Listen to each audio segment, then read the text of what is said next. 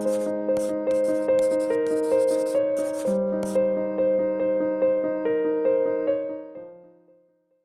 hello everybody. I would like to welcome you to another episode of the Psychology, Mental Health and Coaching podcast. And today I feel particularly privileged and excited to have a heart-to-heart conversation with John Christopher Henningsen from Denmark. Correct. And John is a coach and also a man who was diagnosed with cancer 10 years ago and has been on a very personal journey of discovery and recovery. And today John and I will speak about, in the first part of our podcast, about his personal journey a bit from diagnosis to recovery, which is a long journey. And in the second part of our podcast, we will introduce a little bit John's coaching framework of working with people who he accompanies and supports in their recovery journey. So welcome, John. John, today is a very special day for you, and it would be wonderful if you could tell us a little bit why. Thanks for having me, Kirsten. You're very welcome. I've been looking forward to this conversation with you and to share with our listeners, our audience. There's much to celebrate today. I have a flag here. Wow. Flag, yes. Yes. Because we are celebrating life today, life and hope. Today, 10 years ago, exactly on this date, I was diagnosed with cancer. And it brought with it a lot of uncertainty and a lot of challenges. And I can imagine, John. It is exactly what we're going to talk about, how I overcame those challenges and the life lessons on that path. Yeah. I love that you're saying we're celebrating life, because in a way, this is what this podcast is about. It is about sharing the challenges that life brings to us, but also the overcoming of them or the dealing with them in a mindful, thoughtful, conscious way. Exactly. Yes. And that's what we'll celebrate today. And I feel privileged that you shared this day with me for this hour that we spent together. John, can I ask you a question? Where do you think it all started for you? Where did it all start? Of course, it was a huge shock. Of course, you never expect something like that to happen to you. I was already, for perspective, I was already a personal trainer at this point. I've been a personal trainer in a more traditional way. I began in 2009 until the cancer diagnosis. People can calculate that was in 2013 on this date. Yes. So the first 4 years, I was more of a traditional trainer with some nutrition advice for people. And then this journey began, and I began to question a lot that I had been doing, both for myself and my clients. And that began in the physical domain because that was what I knew best. And then the mental, the emotional domain, I unpacked that later, but that had a much more significant effect on me and my life than the physical. You know, when we spoke last week, just to warm ourselves up and connect a little bit before this podcast, and you shared a little bit, which I thought was really interesting, which is not often related to. You said it doesn't start, obviously, with the date of the diagnosis, but the development of cancer often starts decades before the actual diagnosis. And what do you think was important in your own life? What kind of person? And then you also referred to an old John and a new John. And Tell me a little about maybe about old John before you were diagnosed and what you think was in the pot of maybe developing cancer for you. Looking back, I suppressed a lot. That was, and the coping mechanism was more training, and that Right. suppressed my immunity over time. Being a proactive type, but neglecting the mindset domain, the emotions.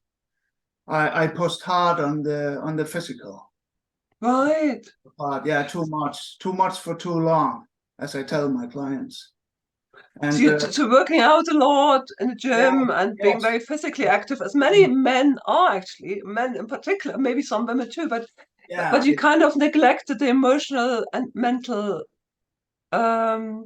experience in a way, and yeah, and so that's interesting. Yes. a lot of that was all the way back to my childhood. Yes. Yes. Memories there. I wasn't abused or anything like that, but I've worked with many people, and we all suppress memories and experiences, and Yes. Yes. that can Yes. come up later in different ways. There are even books that are talking about having a cancer mentality. A cancer Yes, mentality. there are books Yes. about that. Yes. And Yes. when I went into depth with that, I could see some of my character traits. I had this identity crisis, and I was stuck there, Kirsten. I was stuck. And actually, I would still be there had it not been for what happened exactly 10 years ago. Cancer diagnosis kind of almost forced you to Yes, make a U-turn, to turn yes, around and yes, to look at these things that you hadn't been looking before, like yes, your exactly. maybe your childhood experiences. And I agree with you. I think we all have traumatic childhood experiences. You know, it's a matter of degree, and then we make a certain adaptation to these, you know, to the families we find ourselves in. Yeah. And you're saying, and that's true for, I think, universally true in some ways, our adaptation to childhood trauma or to maybe neglect or things not being right is to suppress, to disconnect from our authentic experience. Kind of feeds into, I think, maybe the cancer mentality, which is often characterized as a disconnection from our authentic self and not living our authentic life agenda or Yeah, living in it. Yes. exactly. Is that how you think about it as well? Yeah, I call it role play, not being Right. authentic self. Yes. In the role play, you call it. Yeah. Yes. Yes. Yes. Masquerade.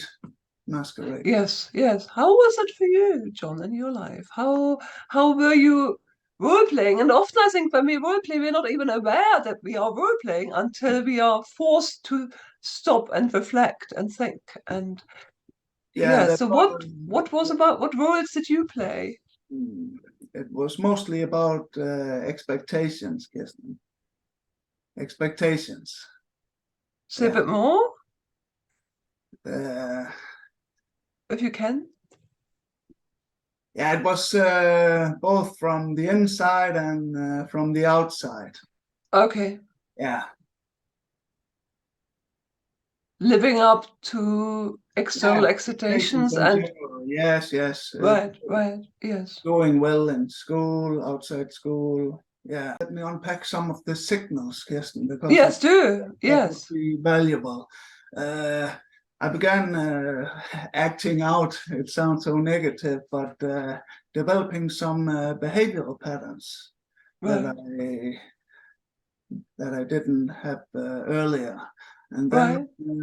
in So, school, well, tell me about what kind of patterns, John? What uh, kind of I was more not opening up, staying with myself, by myself. right Always been social. withdrawing? I've always been social. All the diagnoses we talk about today uh, were pretty much unknown when I grew up, but still looking back, I can see these patterns now. And why did I do that? And that was what I was going to find out on my new path. So I could kill off the old Jon, the old identity. Yeah. Yes. The old identity was not livable. It was not Livable. It wasn't. It couldn't live with it anymore. It had to die. It had to die. Yeah. There was just too much emotional chaos, Kirsten. Right. Yeah. So you're saying in the lead up to the years of your diagnosis, you became more withdrawn, spent more time on your own. Yeah, but right. More in childhood and in my early youth. Okay. In the teenage years, I began drinking pretty much. Right. Yes. I did that for a period of time, for years. Yes. Yeah. Months. Yeah. And now looking back, we know alcohol is on the list. It's a carcinogenic, just like smoking, just like lack of sleep. It's actually on the list. It's a carcinogen. Not getting enough sleep. Many people do not know that. And I didn't do that. And then we talked about that last week. I just want to share with the audience. I was attacked. That everything became much worse after that violent assault. Yes. Yes. How old were you when you were attacked? 19. Was that right in your 19. Sort of later teenage years? Yes. Right. Yes. And that really sent me on a downward spiral. Yeah, a lot of darkness, couldn't function well, and it destroyed a lot, both educational but also socially. Right. Yeah, and all these elements, yes, and up until the cancer diagnosis. And I shared with you this mental concept of being in the great unknown zone. Yes, tell us a bit about that. That's exactly where everything began. Right. Yeah. So I could what do we call that? Deprogram. Yeah. Everything I had inside. Right. So in that space, and what you call it, the great unknown zone, you feel there is all things fell apart in a way. Is that and became the old programming fell apart? Is that what you're saying? And then yes. I had to replace that. In the great unknown zone, I've talked to so many cancer patients now. And that's now comes the scary part. You have no future while you're there. There's only uncertainty. It's a scary place to be. And I had no one. That's why I help cancer patients. Support. Yes. Support. So when you're saying in that sort of great unknown zone is for you when you were diagnosed and when you didn't know whether you would live or die, and that sounds a terrifying, lonely place, as you describe it. Yes. I had I had no one, Kirsten. So I had to figure this out on my own. And then of course I had support. My lovely family, my lovely wife, our daughter. She was 3 years young when this happened. Yes. And that also filled my cup with more resilience.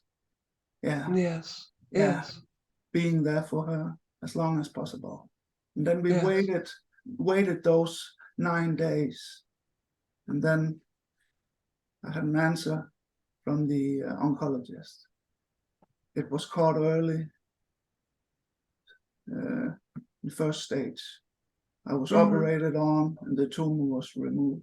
That was my first operation. I was 34 years young at the time.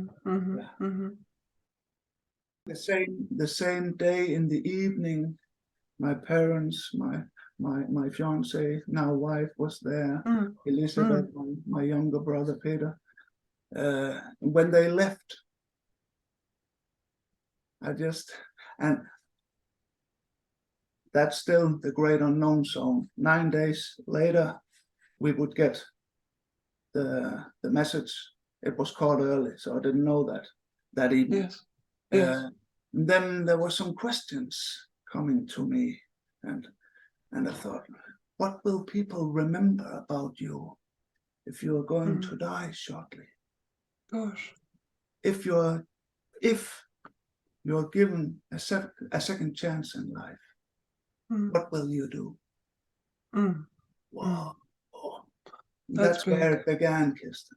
Yes, yes. The dying off of the old identity. Yes. Because I made a decision that night. Yeah, so I was ready mentally. And then I began rebuilding everything in my life. Right. Yeah, and the foundation is so important. It was a fragile foundation I stood on. Yeah. Well, that moves me to tears, Jon, when you say that night you ask yourself, what would people remember, and will I be given a second chance? And if I was given a second chance, how would I live that part of my life? Yeah, I knew it had to do with becoming healthier. So I just began in that domain. And the first thing I really want to share the first thing I did, I stopped drinking soda, more water, just water. Yes, that was the first thing I did. Right. Lifestyle-related change. Yes. Do you find that the people you work with, and you shared with me in our first conversation that you like, or men come to you a lot, and men like working with you? Yeah.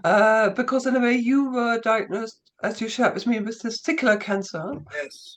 And testicles, and many men suffer from prostate cancer as well, which is sort of a very, it's a cancer around the male genitals. And as women have, ovarian cancer, womb cancer, breast cancer, which are again about a female sort of genital organs in a way. And what do you think is the meaning of that? Yeah, that has a lot to do with the vulnerability, because manliness, testosterone, fertility, there's a lot to unpack there also. And yes.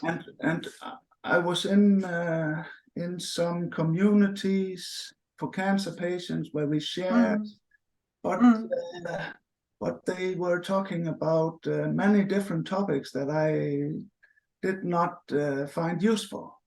So I only went a few times, and then I just continued on my own, because I was more grateful to be alive than the masculinity component alone, and that filled them. I can understand. I was already a father. There was a young man, 25.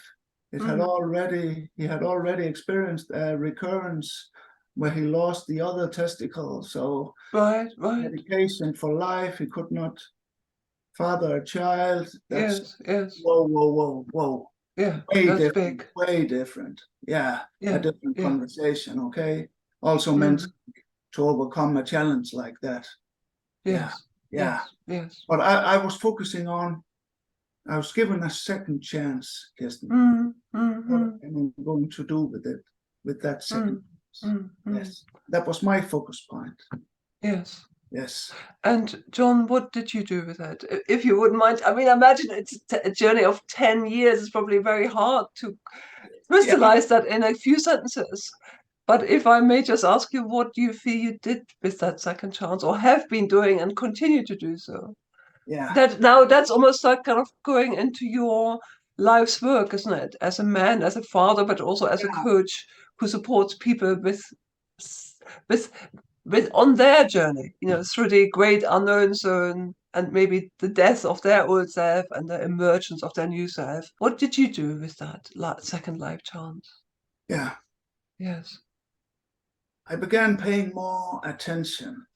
And if you follow me on Facebook and social media, I write a lot about, in many of my posts, it's about not wasting time. Right. Yeah, and I wasted so much time. A coach once told me, don't use that word, Jon. You didn't lose it. It's stored in some way. Yes, that's right. That's the life lessons. But the time is not coming back. Yeah. So don't waste time. So my perspective changed. Also, personal boundaries. That was some years later, but just telling people, no, I can't show up for that. That's so important. To protect one's own integrity, values, all the yes, yes. And a lot of people have a huge problem there. Yes, yes. Yeah, you can't pour from an empty cup. You can't. Keep water in your own cup. Yeah, and don't postpone. Don't postpone all that what you want to do in life. So others can do what their goals, reach their goals, not on you, not on your watch, not at your okay. Yeah. So people clear boundaries, being focused on your own life's journey and path. More than before. Yes, it's a work in progress, Kirsten. I'm still learning. We all are every day. Yeah. So going a little bit over to your framework, you have developed in your own work 5 pillars when you coach people. 5 cornerstones. And would you mind introducing them to the people who are listening to us in the journey of recovery?